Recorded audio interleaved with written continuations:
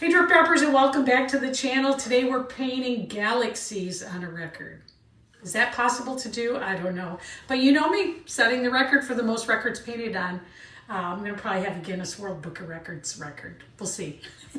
But this one's by Kitty Wells. Who is that? If you know, write it in the comments below. She's got a scratched up record, so we're going to go ahead and paint on it. So we're going to upcycle and recycle this LP vinyl right here.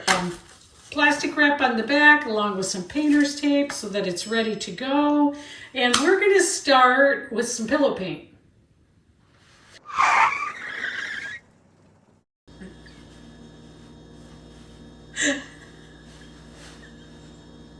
Oh, it's terrible.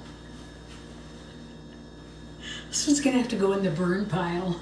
I don't have a burn pile, but I'm going to need one. Okay.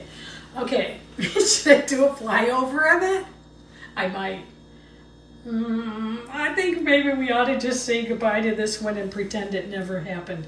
It started out good, but it looks terrible. So thanks for joining me, and I'll see you next time as I botch something else. Bye. That is horrible. What did I do?